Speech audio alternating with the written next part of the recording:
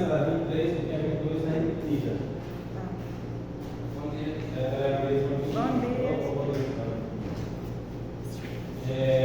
Vamos lá. O dia 23, né? Ao longo da história da educação brasileira, o ensino religioso assumiu diferentes perspectivas, teórica e metodológica, apresentando geralmente viés confessional e interconfessional. A partir da década de 1980, as transformações socioculturais que provocaram mudanças paradigmáticas no plano educacional também impactaram o ensino religioso. Assim, em função dos promulgados ideais de democracia, inclusão social e educação integral, diversos setores da sociedade civil passaram a reivindicar a abordagem do ensino religioso e o reconhecimento da liberdade religiosa no âmbito dos currículos escolares. Diante tal, a BNCC estabelece como competência específica desse componente curricular, ou seja, do ensino religioso. Vamos lá. Aí a primeira questão está dizendo aí, ó, debate a problematização, está dizendo aí na BNCC, né? Debate a problematização e o posicionamento frente aos discursos e às práticas de intolerância, discriminação e violência de cunho religioso, de modo a assegurar os direitos humanos nos constantes exercícios da cidadania, da cultura e da paz. Olha só, ele está falando sobre essa questão da BNCC, como é que ela regulamenta esse ensino religioso. Aí você tem a letra B, análise das tradições religiosas nos campos da cultura, da política, da economia, da saúde, da ciência, da tecnologia e do meio ambiente. Convivência com a diversidade de crenças, de pensamento e convicções pode ser viver desde que dialogue com as diretrizes da sua religião. E a letra D, compreensão, a valorização e o respeito às manifestações religiosas e filosofias de vida, suas experiências e saberes e diferenças dentro dos espaços e territórios, se o outro também o fizer. Ok. Então, o que ele diz a BNCC a respeito dessa questão da religião? Lembrando que o ensino religioso ele é obrigatório, porém, obrigatório para as escolas oferecerem. Vamos ficar sempre atentos a isso. Facultativo ao aluno. Facultativo ao aluno e obrigatório às instituições oferecerem. Na teoria, né? Na teoria, Isso é uma pegadinha muito perigosa, tá certo? Então, o ensino religioso é obrigatório. Quando ele fala de escolas confessionais, vocês sabem que são escolas confessionais. São aquelas escolas que elas dizem, nós somos ligados a uma religião. É o caso do diocesano, a escola diocesana é o caso do batista. Então, isso é uma escola confessional. São escolas que dizem, nós aqui seguimos uma linha. O grande problema do ensino religioso, de religião, é a questão do proselitismo. Cuidado com essa palavra. O que é proselitismo? É você tentar convencer uma pessoa a seguir uma ideologia, uma filosofia e uma religião. Então, se dentro do colégio confessional, você tem esse colégio, ensino religioso, você está incitando, cooptando os alunos a seguir aquela religiosidade, que na verdade o termo é esse, né? Religião e religiosidade, aquela religiosidade, então você está agindo de forma proselitista. É uma palavra muito interessante, proselitismo, ok? Então, sempre preocupado com isso. Lembrando que o ensino religioso, inclusive, ele está no quinto itinerário de homem. Está no quinto itinerário de homem. Da BNCC, mas ele é voltado para onde? Para que etapa? Ensino fundamental. Então, o ensino fundamental tem 5 itinerários, inclusive um deles é ensino religioso. Os anos iniciais tem? Anos iniciais tem não? Não, só anos finais. Ensino religioso. Então, isso é uma outra questão, né? A gente tem que ter muito cuidado com essa questão de religioso, do ensino religioso. Uma outra coisa que vocês todos sabem é que o ensino religioso ele deve ser imparcial. Você não deve puxar para a religião nenhuma, exatamente porque ele não está no proselitismo. Então, a letra correta qual é? Segundo a BNCC, diante de tal, a BNCC estabelece como competência específica desse componente curricular, que está falando do componente, seria o debate, seria a análise das tradições religiosas, seria a convivência com a diversidade de crenças, seria a compreensão e valorização. Vejam, tem umas questões, por exemplo, a letra B, análise das tradições religiosas nos campos da cultura, da política, da economia, da saúde. Olha, você vê, a letra B não tem nada a ver com a religião. Ele entra numa coisa, análise das tradições religiosas, ok, aí vem dos campos da cultura, da política, da economia, da saúde, o que é que tem a ver isso com um componente curricular chamado ensino religioso. Estourou tudo. Está fora, dá uma salada de letrinhas aí. Vem só a letra C. Convivência com a diversidade de crenças, aí todo mundo concorda que é isso, legal, de pensamentos, de convicções, de modo de ser e de ver, desde que dialogue com as diretrizes da sua religião. Ó, o cara está dizendo o Aqui quê? já vai em difícil, né? Pronto, exatamente. O cara só vai debater, ele só vai concordar se dialogar com a religião dele. Se não dialogar com a religião dele, consequentemente, não será favorável. Ok? Então, pessoal, vamos logo responder. A letra correta é a letra A, né? Eles falam sobre isso. O tema da questão agora das transformações do Brasil, especialmente a partir da década de 80, quando é o período da reabertura do Brasil, quase a redemocratização. E nós estamos aí, ainda não chegamos a ela. A redemocratização acontece a partir de 1985, mas você já tem um monte de movimentos no processo de redemocratização do Brasil. A Base Nacional Comum Curricular expressiva competência para o ensino religioso, considerando exatamente aquilo que está lá em cima. A letra B, aí diz, análise das tradições religiosas. Embora a análise das tradições religiosas e de diversos campos culturais seja relevante, a BNCC foca mais no debate sobre intolerância e discriminação. Porque esse debate é o que interessa dentro do ensino religioso. É exatamente você mostrar as várias vertentes, as doutrinas religiosas, a questão das religiosidades, que é uma palavra que poucas pessoas usam. Eu aprendi uma coisa no meu mestrado que foi exatamente isso. Nós não devemos falar de religião, nós devemos falar porque religião ela já está pronta, ela já está dada, ela está lá. Você tem budismo, islamismo, cristianismo, taoísmo, hinduísmo, você tem todas as religiões. Agora, o que se discute é a questão da religiosidade. O que é religiosidade? É a partir do momento que eu escolho seguir uma religião. Então eu tenho uma religiosidade. Porque as religiões elas estão postas, elas estão colocadas. Agora, a religiosidade de cada pessoa, isso você não deve interferir. Por isso que a ideia de você combater a intolerância e a discriminação religiosa, que é o grande combate do BNCC, que é o que ela provoca. Então, no ensino religioso, nesse componente, você tem que estar sempre batendo em cima dessa questão, do não aceitar a religião, principalmente as religiões de matrizes africanas, né? Só que uma grande. Pronto, essa está incorreta. O que ele está dizendo? De convicções, de modo de ser e viver, desde que dialogue com as diretrizes de sua religião. Pronto, aí na mesma questão. Se alguém dialoga com a sua religião, tudo bem, eu aceito. Se não dialoga, eu não discuto. Então, eu só discuto a partir do momento tomando por base a minha religiosidade. E aí eu vou partir para essa discussão. Então, o que é que ele diz? Deve haver o princípio da neutralidade e respeito a todas as crenças, que é isso que a BNCC defende. E por último, essa questão da compreensão, a valorização, o respeito às manifestações religiosas, filosofias, até aí tudo bem, mas o que é que ele diz aqui no final? Se o outro também o fizer, ou seja, se o outro também concordar com você, for abrir espaço para isso também, ou seja, você só vai dialogar, você só vai compreender se o outro também estiver aberto a isso.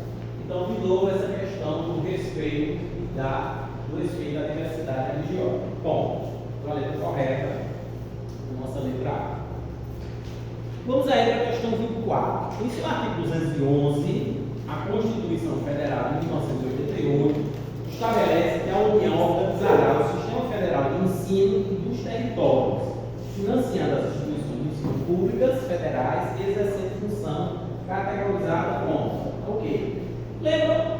A Constituição, por que tem essa questão na prova da IDECAN?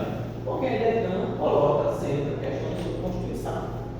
Ela está lá, e se tem, ela coloca. Só que assim, depende muito do edital, não sei se você está Tem. O primeiro item do edital pronto, essa é constitucional. E dependendo muito dos editais, no outros editais ela foi mais acessível. Por quê? Porque a gente sabe que quais são os artigos da Constituição que tratam sobre a educação. Quem lembra? 214, 216. Não, é para trás. 206. 206 a 214, ela falou do último. 206 a 214. Notem isso aí, 206 a 214. Que interessante encontrar isso. 206 a 214. Portanto, 211 está dentro desse artigo, ou dentro dessa concepção. Veja só, o que é que ele diz? O artigo 211 da Constituição Federal, mais ou menos está no capítulo do artigo 211, ele diz que a União ela tem uma função redistributiva e supletiva. questão, né? Exercendo função caracterizada como organizadora e financiadora, apoiadora e financiadora, supletiva e redistributiva, gestora e redistributiva, redistributiva e supletiva. Quem faz questões sobre esse parágrafo 211 já matou a questão. Já. Lógico, já matou a questão. Porque está claro, já está dizendo qual é, né? O que é que ela fez? Pronto. Essa questão organizadora e financiadora, está fora a letra A, está fora a letra B, apoiadora e financiadora. Por que eu só estou lendo isso? Lembra-se da outra aula que eu fui para vocês. Eu sempre vou ver nas proposições se as proposições são iguais ou se elas têm alguma coisa diferente. Se elas têm alguma coisa diferente, lógico, quem está fazendo questões, ele faz questão, vai lá matar o que é que está diferente. Se você pegar a letra D, ela está dizendo gestora e redistribuidora, mas lá na letra C ela está dizendo supletiva e redistributiva. Aí você fica naquela dúvida: o que é que vem primeiro, redistributiva e supletiva ou supletiva e redistributiva? Bom, eu já sei que é letra C ou letra E, não tem para onde correr, tá certo?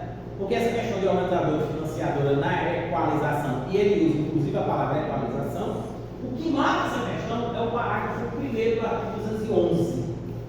O que mata a questão vai explicar bem direitinho. Juquinha está me perguntando aqui, ó, o que é que Juquinha está me perguntando? Professor, o que é uma função redistributiva? O que é uma função redistributiva? Pegar o dinheiro, exato, pegar o dinheiro e redistribuir para os estados e municípios e Distrito Federal. Não é uma confederação, nós somos uma federação. E o que é supletiva? Essa é a grande pegada. Esse é o grande problema. Exatamente. A supletiva é ajudar os municípios, o Distrito Federal e o Estado em alguma coisa que deva ver. Só a redistributiva é a obrigação do Estado de ter de redistribuir aquilo que ele recebe de imposto, ele tem que repassar para os outros entes. Porém, a supletiva é se por um acaso algum Estado, município, Distrito Federal estiver precisando de mais ajuda ainda, ele faz isso. E além disso, ainda tem a questão técnica, que ele pode ajudar. No processo de que a gente chama de equalização. O que é equalização? Todo mundo sabe o que é equalizar, é equilibrar o som, né? Você vai equilibrando o som. Bota mais aqui agudo, grave e tal. Isso que a gente chama de equalização. Está ali na caixa de som, o equalizador da caixa de som. Então, para equalizar, ou seja, para você poder ter um nível de educação mais ou menos equalizado do Iapó que é o Chuí. Essa é a ideia. Equilibrado. Equilibrado, exato. Então, a letra correta aí, a nossa letra é. Aqui eu só trouxe. Eu não trouxe a discussão de todas as questões, só trouxe o primeiro parágrafo do artigo 211, que ele diz exatamente assim: a função redistributiva e supletiva, nessa sequência, essa sequência que está aqui, ó, redistributiva e supletiva, a garantir equalização de oportunidades educacionais, que todos tenham a mesma oportunidade, padrão mínimo de qualidade. O que é que outras bancas fazem, no acaso? Elas saem pegando exatamente essas palavrinhas aqui: oportunidade, padrão mínimo de qualidade, mediante assistência técnica e financeira ao Estado, Distrito Federal e município. Bom, e veja só, isso é novo, viu? Isso é de 88, ou seja, de 96, 8 anos depois que a Constituição havia sido promulgada. Estou dizendo novo assim, porque não foi na formulação da Constituição que tinha essa questão. Isso aí foi, logicamente, para melhorar na educação a questão do Pacto Federativo. Né? Pronto, letra E é a nossa letra correta. Vamos para a questão 25. De acordo com a Lei de Diretrizes e Bases da Educação Nacional, a educação abrange os processos formativos que se desenvolvem na vida familiar, na convivência humana, no trabalho, nas instituições de ensino e pesquisa, nos movimentos sociais e organizações da sociedade civil e nas manifestações culturais. O que é isso? Isso é a ideia de educação no sentido mais geral. Isso está onde na EDB? Que é artigo, me lembra? Qual é esse artigo aí da EDB? Que fala da educação no sentido bem mais geral. É o artigo 1º, o início, logo primeiro, a educação. Aí vejam só, o que é que tem de interessante aí? Que ele vai dizendo onde deve a educação no sentido mais abrangente, agora foi essa, né? A educação no sentido mais abrangente, ela acontece aonde? Na família, na convivência humana, no trabalho, nas instituições de ensino e pesquisa, nos movimentos sociais e organizações da sociedade civil, nas manifestações culturais. lugar, ou seja, em todo lugar. Todo lugar tem educação. Então, essa é uma ideia de educação mais abrangente que está lá na LDB.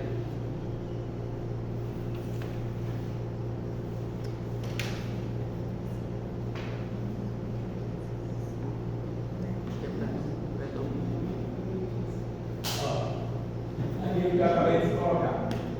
Um conceito amplo de educação, a educação ela deve se vincular a todos os setores da sociedade. Começa na família e depois se espalha para os outros setores. Essa é a ideia. Por que é interessante nós temos esse texto aqui? Esse texto aqui, vejam que isso aqui não é a lei tal qual. Isso aqui não é o primeiro parágrafo do artigo. Do artigo primeiro, aliás, da LDB. Porque é exatamente isso que a gente tem que cuidado, porque a ideia, às vezes, ela não traz o artigo tal qual, ela traz a interpretação do artigo. Então, a interpretação do artigo é esse aqui. A educação escolar deve se desenvolver e se vincular com outros setores da sociedade. As pessoas estranham isso aqui, mas gosto que vocês não estranhem esse LDB aqui, né? Porque, na verdade, isso é Lei de Diretrizes Básicas do Ensino Nacional. Essa é a sigla oficial da LDB. Essa é a sigla oficial. Aí, como no Brasil nós começamos com voz me ser, passamos para o ser, hoje estamos em você, faz parte da cultura brasileira, né? Esse estica e puxa das palavras. Então, a LDB reconhece que a educação acontece em diversos ambientes e situações e não apenas nos espaços formais de ensino, que seria a escola. Então, a educação, por isso que o primeiro artigo da coluna da LDB ele tem a educação no sentido abrangente, que é isso que ele está colocando ali. Aí veja, além do fato de que a educação deve estar vinculada tanto ao mundo do trabalho, questãozinha muito batida, né? Todo mundo sabe disso, quem faz questão sabe disso, ao mundo do trabalho, a prática social e a formação integral do indivíduo.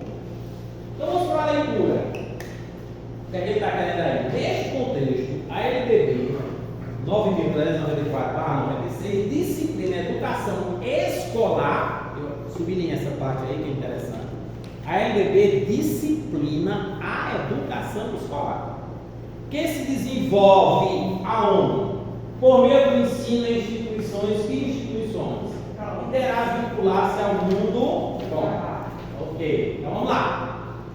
Então, primeira lacuna, a educação escolar que se desenvolve exclusivamente, preferencialmente, predominantemente. Nós temos aí duas coisas que já se repetiram. Predominantemente. Será que isso está certo? Piniculino, que é o cara que gosta de garapa, ele marcaria logo essa, porque ele diz assim, uma das duas, né? Que desconcide de então mandaria deve estar certo. Será que é isso mesmo? Advérbio de modo, né? Vera no início, na palavra aqui, advérbio, vou chamar advérbio de modo, né? Advérbio de modo, em lei não está errado. Todo mundo sabe disso, né? Quem faz concurso.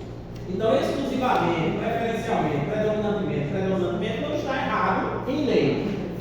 Nosso professor de Macedo, o cursinho, dizia que os advérbios de modo, se tivesse uma questão lá, estava errado. Isso não vale para nós, certo? Né? Vocês também é ok. Então vamos lá, vai estar certo aí. Aí vamos para a segunda, que é o segundo macete. O meu ensino em instituições o quê? Escolares, próprias e próprias. Certo, beleza. A mais fácil é a última coluna, última lacuna, aliás. Ao mundo, aí tem social e prática do trabalho e a prática social, social e a prática do trabalho e a prática social. Vê só que é a mesma coisa, né? O último é a mesma coisa, todos. Só que aí tem uma sequenciazinha que é a correta, né? Do trabalho e a prática social. Essa é a sequência correta. A sequência correta é do trabalho que se desenvolve e deverá vincular-se, aliás, ao mundo do trabalho e prática social. Então você só tem a letra B e você só tem a letra D. Porém, você tem predominantemente na letra C e predominantemente na letra D. A letra correta é correta? Letra D de dado. Exatamente isso. Abrange os processos no artigo 1 que está preferencialmente. esse desenvolvimento familiar, tal qual está aí no excerto, né? O excerto da questão que pediu o artigo 1º, que é a educação abrangente, aí vem parágrafo 1º e parágrafo 2º. Esta lei de disciplina da educação escolar que se desenvolve predominantemente por meio do ensino em instituições próprias, são as duas lacunas, né? Instituições próprias. Por que diz instituições próprias? Porque aí, quando ele diz próprias, ele está falando das instituições públicas, privadas e confessionais. E por isso que ele usa essa palavra próprias. Instituições próprias, que é esquisito, né? Mas a educação escolar deve vincular-se ao mundo do trabalho, questãozinha muito batida. Isso é batido demais. E a prática social? Bom, ele pegou isso aqui e colocou numa lacuna só, essa aqui numa e essa aqui noutra. Então, a primeira lacuna, a segunda e a terceira. É bem mais abrangente. O mundo do trabalho e a prática social. Ou seja, a educação deve preparar os nossos educandos para esse mundo do trabalho. Essa prática social significa ser cidadão. Eu sempre gosto de interpretar a lei. Não é bom a gente só aprender ela no limite, não. Porque dependendo muito da banca, ela coloca interpretação. Esse mundo do trabalho também é um objeto de ensino fundamental, parece. É um negócio do. Não, do médico também. Do médico. Ele faz parte do médico também. O médico também tem isso. Vincula-se a algum trabalho, o médico também é fundamental. Na verdade, o fundamental não, se eu não me engano, acho que não tem essa parte. Porque assim. O fundamental ele deve preparar para essa conduta que eu tenho agora. Não é isso? Eu sei que no médio é. No médio é, mas no fundamental. Vamos lá, próximo. Ó, essa é uma interpretação muito interessante. Ressalta a necessidade de uma educação que ultrapasse os limites da sala de aula e esteja em sintonia com as realidades e desafios contemporâneos. Isso é uma interpretação que ele está fazendo sobre a LGB. Quando ele diz, quando você fala do mundo do trabalho e a prática social, você extrapola esse limite do conhecimento só dos componentes curriculares. Quer dizer, aqueles componentes curriculares, eles estão ali, eles são essenciais, ok? Eles fazem parte do histórico das ciências que foram construídas ao longo da história, né? Há uma construção sócio-histórica, toda ciência é uma construção sócio-histórica. Todas elas não nascem para serem didáticas. Toda ciência didática, aliás, todo componente curricular, ele não nasceu para aquilo. A gente sabe disso, por exemplo, matemática nasceu lá do Egito, na Mesopotâmia, mas para quê? Para a construção de grandes obras hidráulicas que eles precisavam. Não nasceu para isso. Todas as nossas disciplinas, que a gente chama de disciplinas hoje, ou componentes curriculares, na verdade elas chamam dele de uma ciência só, que é a ciência da filosofia. O filósofo, ele sabia matemática, ele sabia química, ele sabia física, ele sabia biologia. Esse era o filósofo, sabia tudo. Depois do século XIX, com um movimento que a gente chama de cientificismo, com esse movimento do século XIX, o que aconteceu? Essas disciplinas elas tomaram seus rumos. A filosofia ficou no lugar dela, quieta, e as outras, cada um procurou o seu caminho. E aí nasceu a matemática, a biologia, a química, a física. O século XIX é o século que a gente chama de cientificismo. Aí houve uma febre pelo cientificismo, aí a história foi atrás, né? A geografia foi atrás, a sociologia entrou nesse bonde do cientificismo. E aí nasceu a história positivista. Vamos aí à questão 26. Ainda em relação ao direito à educação, o ensino será ministrado com base nos seguintes princípios. Princípios, artigo 3º da LDB. 15 incisos, né? 15 incisos. O último é de quando? 2003 é? 2003, o Michel Bolsonaro. Não. Por conta da questão do bilíngue, né? É. Então, veja só, esses princípios é muito batido também, vocês sabem disso. Aí você tem aí, ó, quem faz questão, essa questão é muito fácil. Quem resolve a questão diretamente. Aí você tem aqui, ó, gratuidade do ensino público, liberdade de aprender, valorização dos profissionais da educação, garantia de padrão de qualidade, pluralismo de ideias e de concepções pedagógicas. Bom, só isso. Quem está acostumado a resolver essas questões sabe que todas essas palavras fazem parte dos princípios, todas elas. Agora, tem uma delas aí que está errada. Tem uma palavra errada. Por exemplo, gratuidade do ensino público, está certo, está. Liberdade de aprender, ensinar, pesquisar, está certo, está. Valorização dos profissionais da educação escolar, está certo, está. Garantia de padrão de qualidade, está certo. Pluralismo de ideias e concepções pedagógicas. Tem uma que está errada. Qual é? Ensino privado. Então facilita. Se a LDB, se a IDECAM fizesse isso, era bom demais. Tá aqui, ó, tem central dessa questão, o direito à educação e os princípios que regem o ensino no Brasil. A legislação aplicada para fundamentar. Aí vejam só, isso está no artigo 3º da LDB, mas anotem aí, isso está também no artigo 206 da Constituição Federal.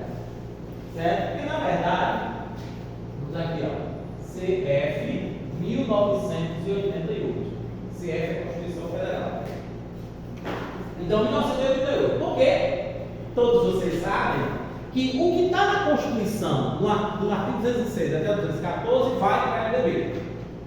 Certo? Só que, porém, a LDB é um documento maior. Como ele é mais específico, você tem muito mais coisas dentro da LDB, logicamente, porque é um documento mais específico de educação, do que a Constituição Federal. Então, a Constituição Federal, por exemplo, você não vai encontrar os 3 incisos que você encontra lá na Constituição, ou na LDB, tá certo? Então, ó, isso está no inciso 4, Constituição Federal de 1988, artigo 206, inciso 4. Veja só, aqui lá é o parágrafo 3º e está lá nos incisos. Acho que eu não sei se eu coloquei todos os incisos, não vou olhar agora se eu coloquei. Para cada um deles eu coloquei o inciso, acho que não. Então, olha só, essa Constituição brasileira, que é chamada de Constituição Cidadã, na verdade é a 7ª do Brasil e a 6ª da República. Porque a primeira Constituição brasileira está no Império, é a Constituição de 1804. É a primeira Constituição brasileira, a Constituição do Império. Depois, a partir da República, em 1891, nós começamos a ter as constituições da chamada República. 1891 é a primeira Constituição da República. Bom, aí vem a de 1934, 1937, 1946, 1967 e 1988, tá certo? 1, 2, 3, 4, 5, 6, 7. Bom, dessas aqui nós tivemos algumas. Essa aqui é uma Constituição outorgada. Essa aqui é uma Constituição outorgada. E essa aqui é uma Constituição outorgada. O que é uma Constituição outorgada? Essa outra é promulgada. Essa outra é promulgada. Essa outra é promulgada. E essa outra é promulgada. Então, isso é um fato assim horrível. Para o Brasil, você tem 7 constituições, você tem 3 outorgadas e 4 promulgadas. O que é outorgada é imposta, de cima para baixo.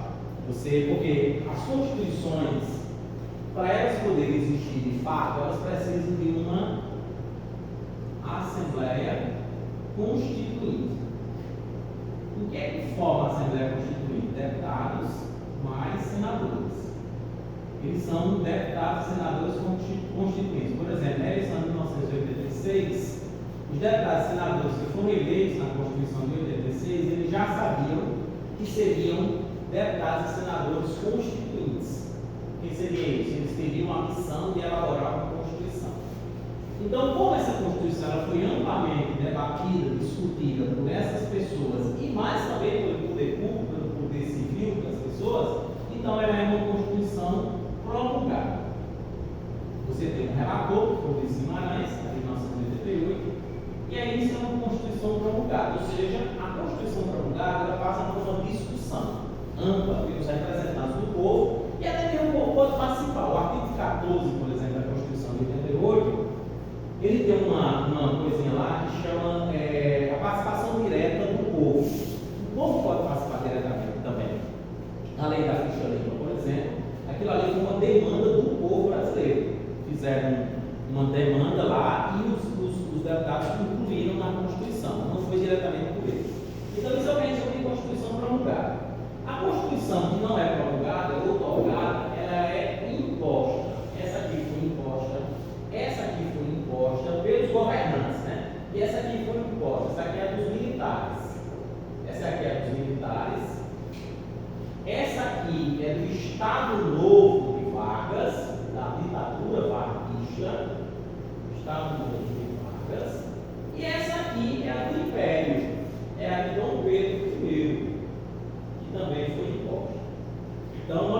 7 constituições, das 7 constituições, 3 foram tocadas e 4 promulgadas. Então, por isso que essa Constituição brasileira de 88 ela é tão importante, porque por isso que ela recebe esse adjetivo, não sei se é adjetivo, se o português aí não corrigiu, por favor, ela foi adjetivada, eu acho que é isso mesmo, de Constituição Cidadã, porque muitos dos direitos que nós temos hoje vieram exatamente dessa Constituição. E o principal artigo dessa Constituição é o artigo 5º, que trata sobre os direitos sociais. Está lá, artigo 5º. Eu sempre digo para os meus alunos, se vocês querem construir um argumento sociocultural que trabalhe com inclusão, todo tema de inclusão, que tiver inclusão, por exemplo, invisibilidade, foi o tema de 2013, 2014, não foi? Invisibilidade, pronto. Aquilo ali, você vai lá e pega o artigo 5º, que é de direitos sociais. Então, todos devem ser tratados iguais pela lei. Então, como é que você é invisível para a sociedade? Qual era o tema? Qual era a discussão? Pessoas que não tinham certidão de nascimento. Aí essas pessoas são o quê? Elas não são tratadas como cidadãos. Elas são invisíveis para a sociedade, porque elas não têm direito a nada, lógico, se você não tem certidão. Então, eu digo, todo tema que tratar sobre inclusão, vão lá no artigo 5º e façam repertórios socioculturais a partir do artigo 5º e dá certo para você. Inclusive, eu salvei meu menino, um camarada chamado Leônidas, eu salvei uma semana dessa, porque esse tema que ele fala, o artigo 5º da Constituição. Então, aí, peguei a Constituição e joguei para ele, lê aí o artigo 5º e sai desse embrulho. Então, letra correta qual é? Letra A. A gratuidade de ensino público e privado em estabelecimentos oficiais, porque exatamente essa questão do ensino privado. Gratuidade só existe em instituições oficiais. Está aqui no inciso 4 do artigo 206 da nossa Constituição de 1988. Não existe essa história de gratuidade em rede privada. Bom, e aí eu estou trazendo, dissecando então as outras questões. Pronto, eu peguei o que está na Constituição. Eu não peguei o que está na EDB, no artigo 3º. Mas vocês vão estar obrigados a ver o artigo 3º em casa. Quem tem EDB, vocês têm EDB em casa? Não. Não tem? No grupo, eu coloquei naquele grupo um aluno no tempo passado. Eu coloquei a última EDB que eu tinha, que era 2013.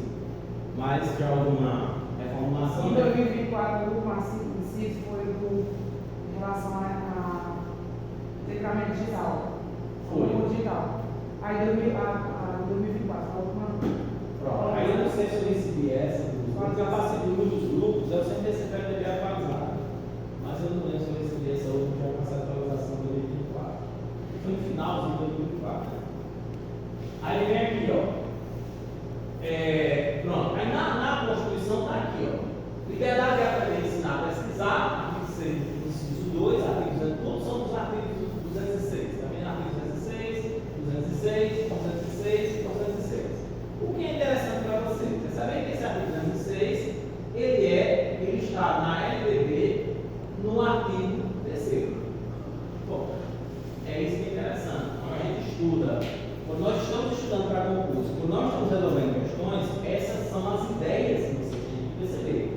Certo? A IDECAN, como ela trabalha com a Constituição, ela faz essa sacanagem.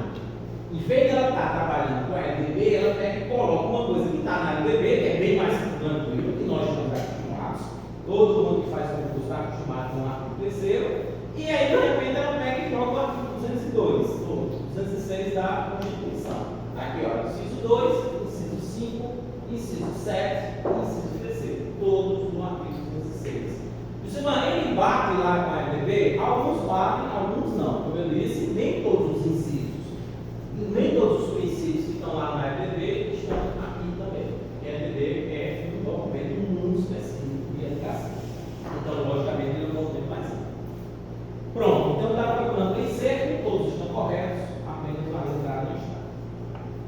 Aí vem aqui, quanto ao papel do professor na relação ensino-aprendizagem, Freire afirmou: quando entra numa sala de aula, deve estar sempre por ser aberta a indagações, a curiosidade, as perguntas dos alunos, as suas intuições, um ser inquisidor, inquiridor, inquieto em face da tarefa que tem. Está falando do professor. A de ensinar e não a de transferir conhecimento. Isso, transferir conhecimento, em Freire, isso tem um conceitozinho.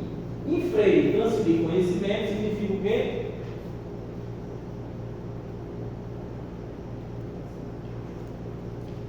Isso aqui é uma palavra-chave do pensamento de Freire. É o que ele chama de educação bancária. Em Freire, isso chama-se de educação bancária. Outra ideia de Freire é que a educação ela deve ser significativa. Ou seja, por isso que ela tem que partir de onde? Da realidade do educador. Bom, e o professor aí, ele é apenas um facilitador. O professor é um elemento, ele não fala nem de mediador, ele fala de facilitador. Ele não usa essa palavra. Eu já disse para vocês na aula passada que a outra coisa que a gente tem cuidado, o Freire não usava a palavra método dele, ele não tem método. Embora a gente use, mas ele próprio não falava isso.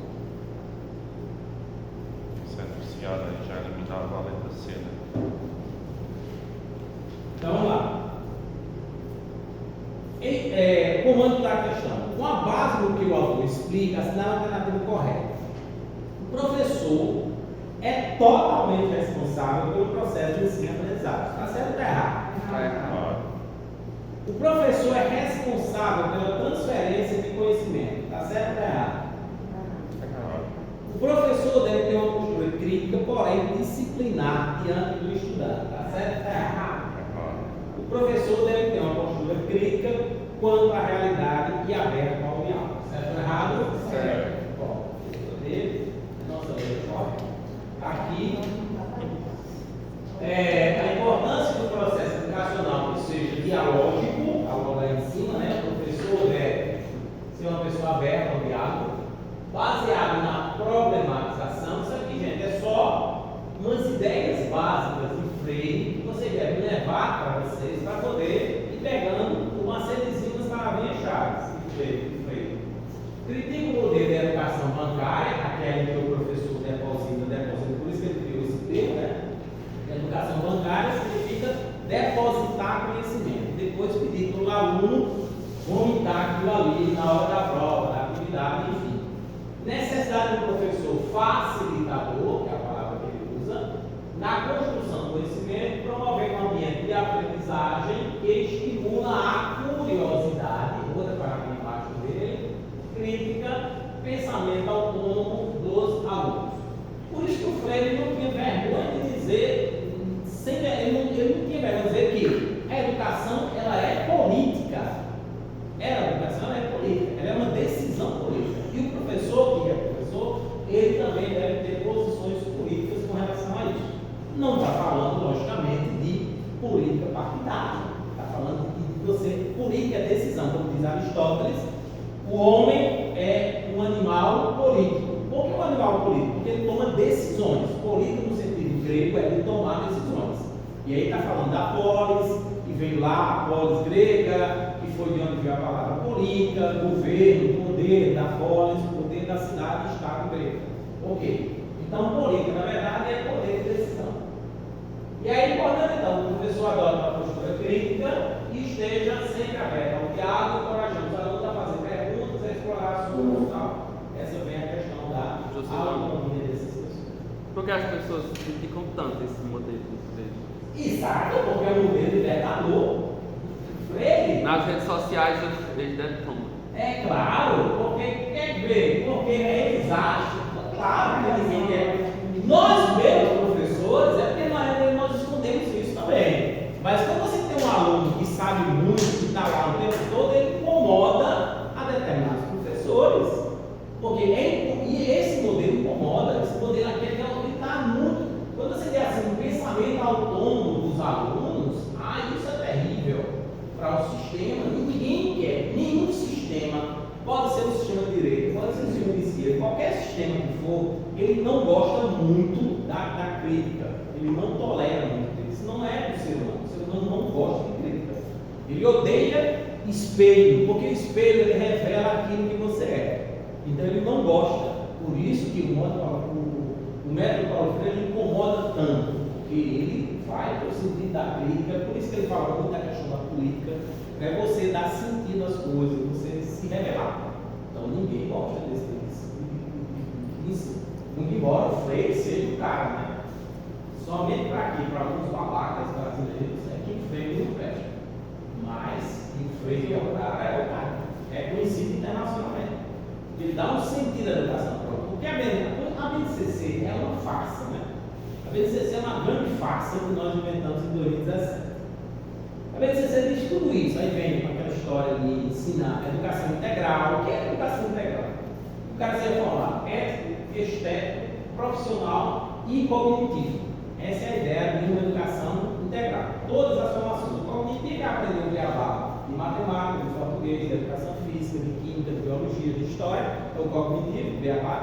O político é exatamente você aprender a dimensão da história da sociedade. O estético é aprender cultura, porque o estético está ligado à questão da cultura.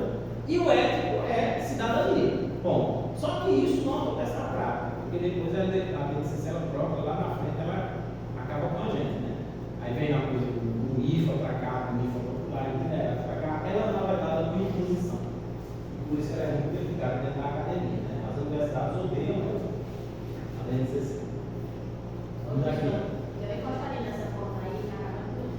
Já cá, por favor. Eu achei uma vez. Acho que não vem mais ninguém não.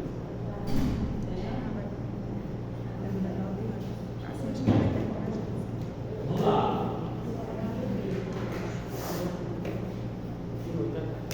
ECA, a questão do ECA. Quanto ao papel do professor em relação. Esse mesmo. 28. Estatuto da Criança e do Adolescente, Lei 8.069, 1990, estabelece que a criança e o adolescente têm direito à educação, visando ao desenvolvimento de sua pessoa, preparo para o exercício da cidadania e qualificação para o trabalho. Em relação aos deveres do Estado, que devem ser assegurados à criança e ao adolescente, para a garantia dos direitos supracitados, indica a alternativa incorreta no direito da legislação em questão. Incorreta, lembrando o ECA, da educação. 53, 54 até o 58. O ECA especificamente trata sobre. Mas teve questão dela que eu já respondi que não tinha nada a ver com isso. Era medida educativa, ela dá uma bugada bem geral, não tem nada de específico. Isso que eu ia dizer. Esse é o grande problema da IDECAN. A IDECAN, ela, apesar de ela trabalhar com a CV, por exemplo, a questão dos princípios, você está lá no princípio terceiro da LDB, ela pega e joga para o 206 da Constituição, que não é muito comum. As outras bancas, elas trabalham com artigo primeiro, não, eu disse para você na aula passada, né? Há 2 aulas passadas. Artigo 2, artigo 3, artigo 4, artigo 9, 10, 11, 12, 13, depois vai para os artigos 24, 25, 26, depois vai para o artigo 30, 36, depois vai para o artigo 60, os artigos 60, porque são artigos que são mais comuns nas provas. Na IDECAN não é assim. Você pegou uma questão aqui do artigo 74, que não é um artigo muito comum, cara. Então ela vai variando, Então, por exemplo, você tem que ter muito cuidado com o artigo 16, no ECA, que trata sobre aquela questão da viagem. Da viagem, né? Quem pode viajar, na verdade, sei lá, tá? Porque também a OCP acabou caindo nessa questão. Então, assim, é bom você sempre dar uma olhada naqueles artigos que compreendem mais, que está assim, que é um puxado para a educação, tá certo? Medidas socioeducativas, vocês elaboram, de maneira que aborda, também as questões dela sobre isso. Mas assim, então não vale muito, mas é bom a gente estar sempre prestando atenção em outros artigos. Pronto. O direito à educação, à cultura, ao esporte e ao lazer. Esse é o capítulo 4 que eu disse para vocês. O mais específico do ECA sobre a educação é esse capítulo, que é o que pega o 53, o 54, o 53, o 54, enfim. Então vamos lá. Incorreto no termo da legislação do ECA. Progressiva extensão de obrigatoriedade e gratuidade ao ensino médio atendimento em creche e pré-escola às crianças de 0 a 3 anos de idade, oferta de ensino noturno regular adequado às condições do adolescente trabalhador, ensino fundamental obrigatório e gratuito, inclusive para os que a ele não tiveram acesso na idade própria, atendimento educacional especializado aos portadores de deficiência, preferencialmente na vida regular do ensino. No material que eu trouxe para vocês, eu trouxe as várias indicações de onde é que estaremos. Por quê? Para quem está fazendo questões sobre o ECA, essa questão é fácil. Ela é muito fácil. Não tem dificuldade. Porém, quem não está vai ter dificuldade. E vamos lá. Pronto. O ECA prevê o direito à educação desde a creche e pré-escola, que compreende a faixa etária de 0 a 5 anos. Ok? Alguma dúvida sobre isso? Aqui está 3 anos. Ok? Mas vejam, essa é a pegada da questão. O ECA prevê o direito à educação desde a creche. A creche é de quê? 0 a 3 anos e 11 meses. Certo. E a partir daqui, você vai para onde? Você vai para a pré-escola, que vai até os 5 anos. 4 a 5. Então, se vocês não estão estudando, não têm ideia, aqui é uma pegada. Que o ECA prevê o direito à educação desde a creche até a pré-escola, portanto, isso é de quê? Isso é de 0 a 5 anos. Se você está pegando as duas coisas aqui, de fato, de 0 a 5 anos. Isso não está errado. Certo? Mas o que está dizendo aí numa das questões? Que compreende a faixa etária, né, de 0 a 5 anos. Isso está correto. Está aqui a artigo 54, inciso 4 desse artigo, do ECA. Aí vem ensino fundamental. O que é que diz o ECA? Estabelece que o ensino fundamental é obrigatório, aí ele vem e gratuito, incluindo para aqueles que não tiveram acesso à idade própria. Ou seja, ele está falando aqui da EJA, né? Que o Estado deve oferecer, porque quem não está na idade própria é quem? É quem está no EJA. Porque tem direito à EJA, né? Que vai para o ensino fundamental, quem já tem mais de 15 anos, para o ensino fundamental, e para quem tem mais de 18 anos, para o ensino médio. Então, quem pode participar da EJA? Essas pessoas aqui. Mas, Gisimã, se o aluno quiser, ele pode ficar matriculado no rede regular? Pode. Nada lhes obriga a ele não ficar. Porque a gente tem aluno do 6º ano e 15 anos. Matando os meninos do 6º ano, os bichinhos de sangue. Aí deveria virar um organizado disso, né? Isso é um perigo. Eu sempre disse, explicava sobre essa diferença, sabe que isso é um grande problema. Aqui no colégio nosso, por exemplo, tá aí, Jamil e Vera, nós procuramos de todos os jeitos tirar, convencer os pais, os responsáveis dessas criaturas para tirarem ele daqui. Porque assim, é um contrassenso, um menino com 15 anos, tá? Os alunos de sexto, isso é uma bagunça dentro da escola. Mas nada impede que eles sejam matriculados na escola regular. Nada impede. Que deveria, lógico, ser um impedimento. Ainda mais que o município com uma oferta extra.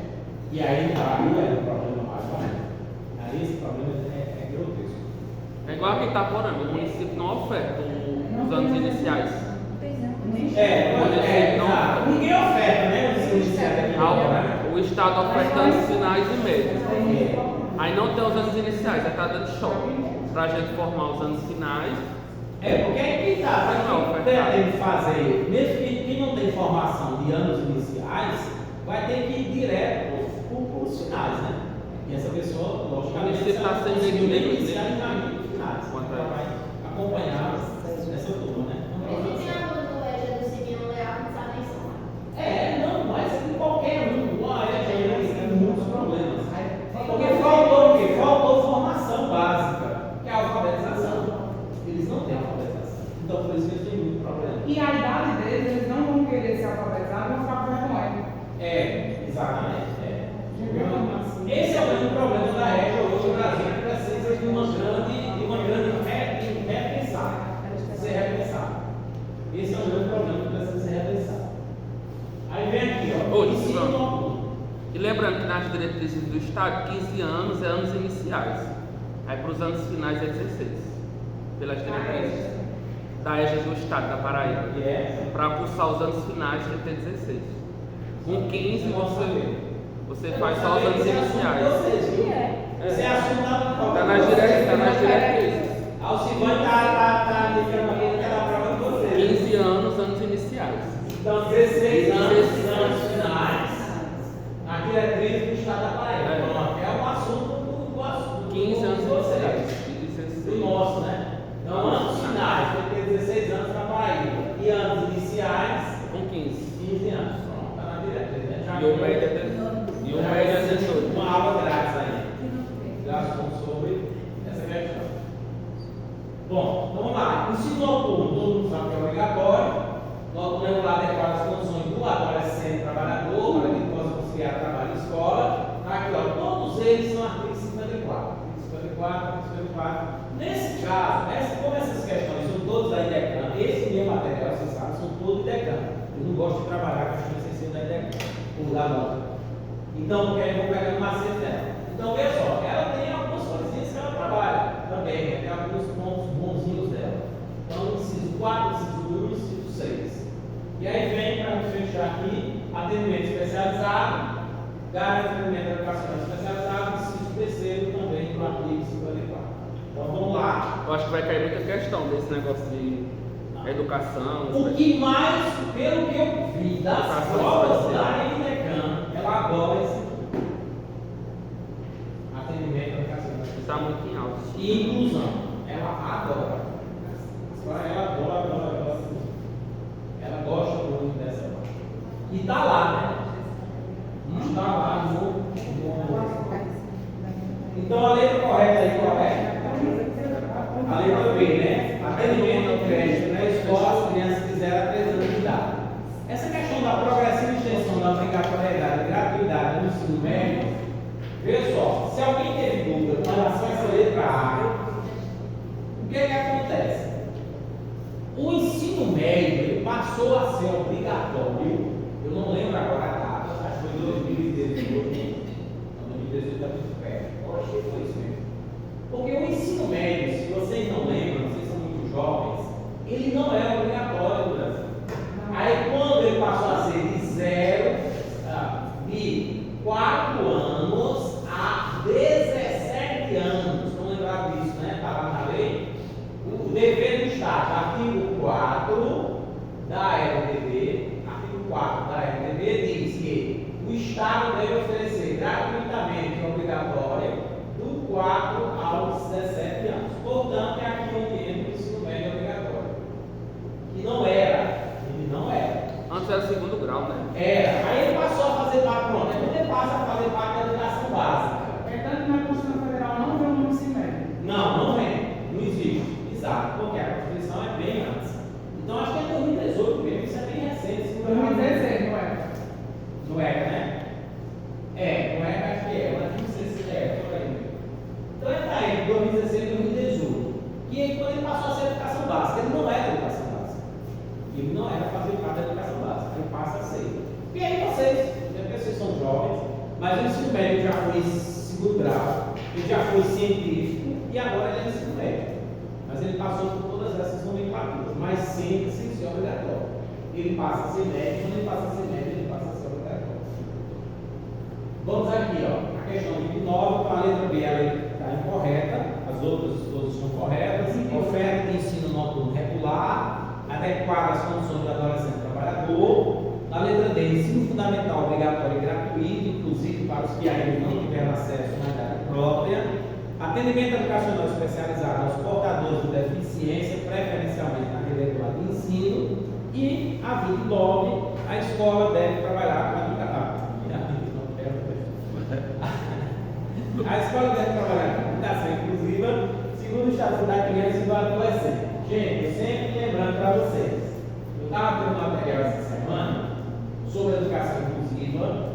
Na aula passada, na primeira aula, na segunda aula, eu trabalhei sobre essa questão de educação inclusiva, que ela tem tudo a ver com aqueles 2 documentos que eu citei nas aulas anteriores, que é uma declaração chamada Declaração de Educação para Todos, que é de 1990, e a Declaração de Salamanca, que é de 1994.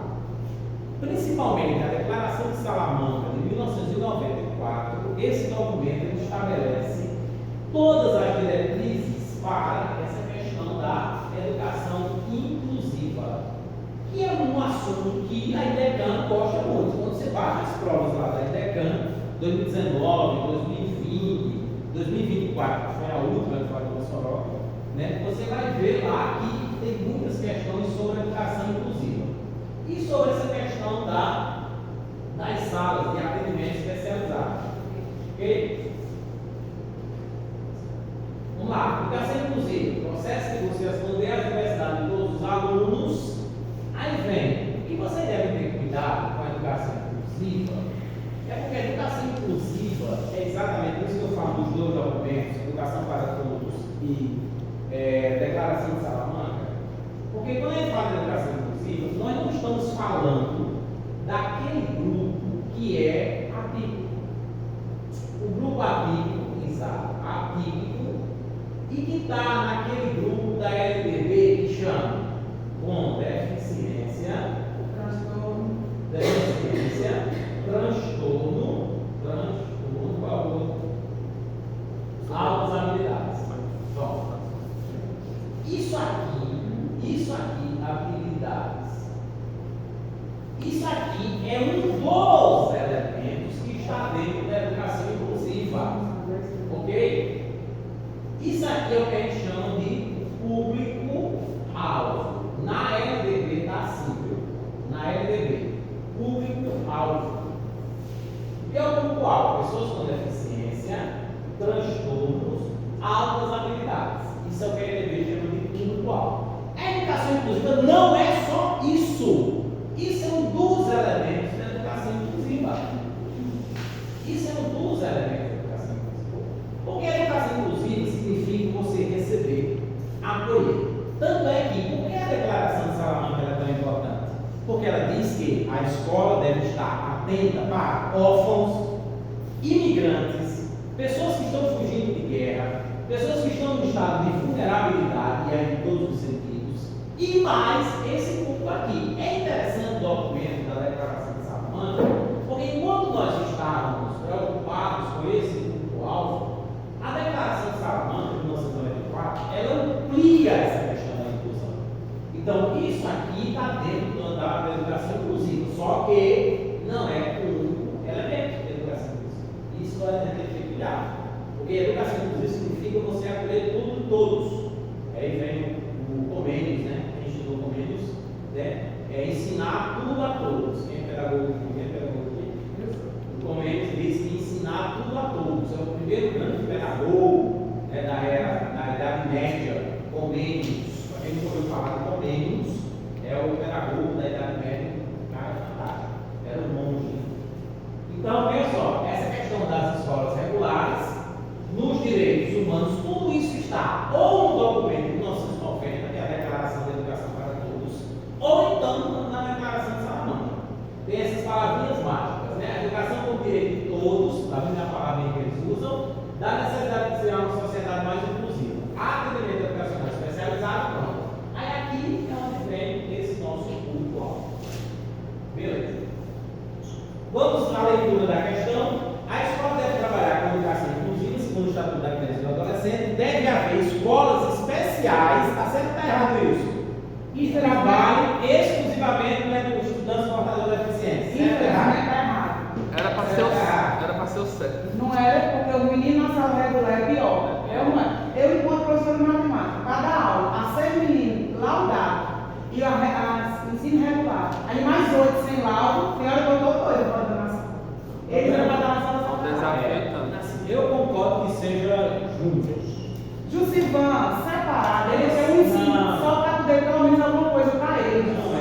Onde o menino vai estudar educação cultural, E a mais complicada é quando diz assim, que tem que adaptar o currículo, quando na verdade a gente sabe que as escolas Vai estar certo, gente. mas o Jusivan vem uma obra médica que não vem nada adaptado. Vem uma linha com o menino nada adaptado. Aí eu vou lá toda hora. O problema é que, primeiro, nós não recebemos para isso.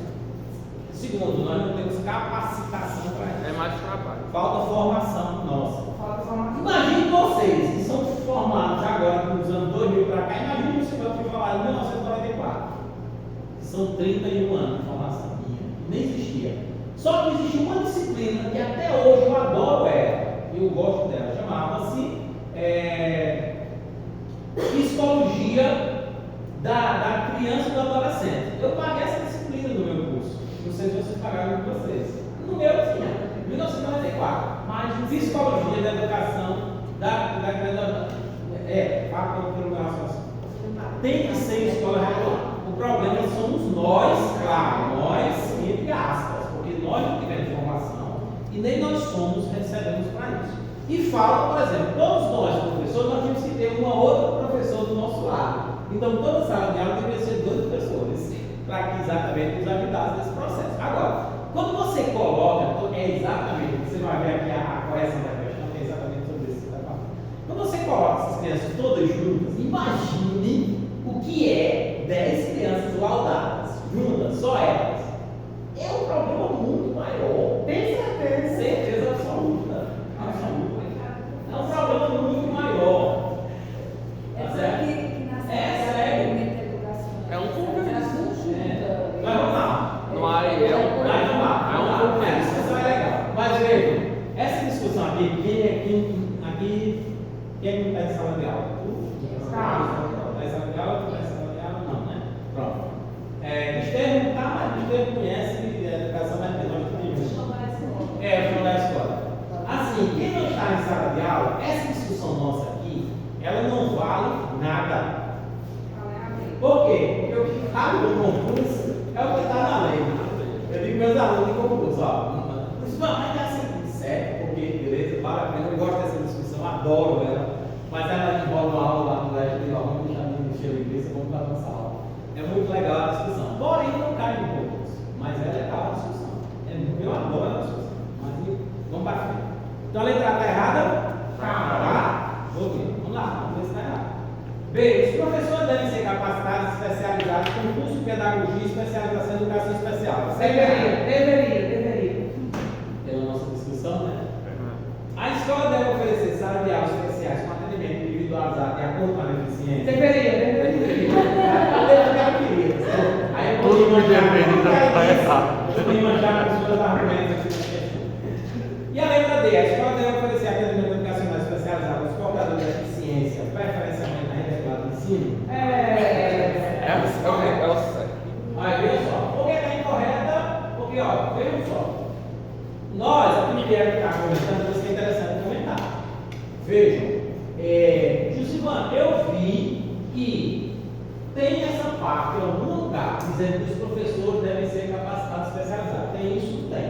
Aonde? Os professores que vão atuar exclusivamente em sala de aula, eles têm que ter essa capacitação. Tanto é que alguém aqui vai fazer com pau? Vai fazer um curso com pau, viu?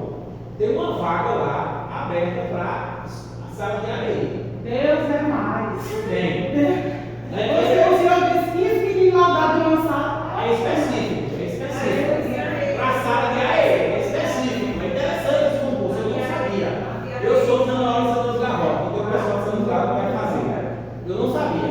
E lá no edital tem especificando. Você tem que ter capacitação e especialização. Está lá. A gente respondeu uma questão aqui na segunda aula sobre isso.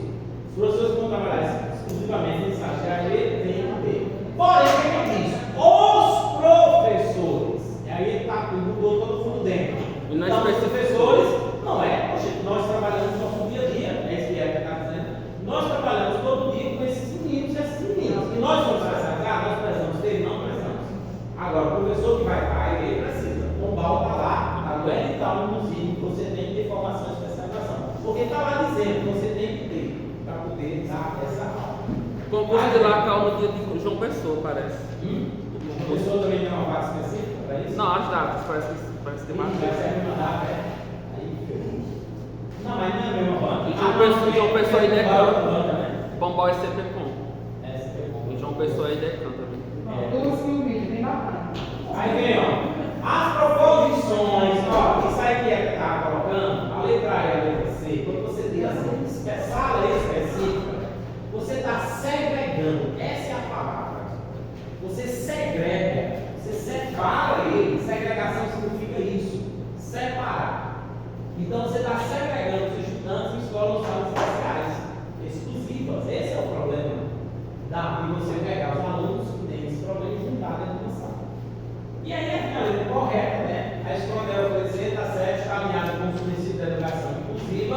Aí vê onde está. Está no ECA, está na EDB, está na Política Educacional Nacional da Educação Especial, na Perspectiva da Educação Inclusiva. Portanto, letra D é a nossa escola.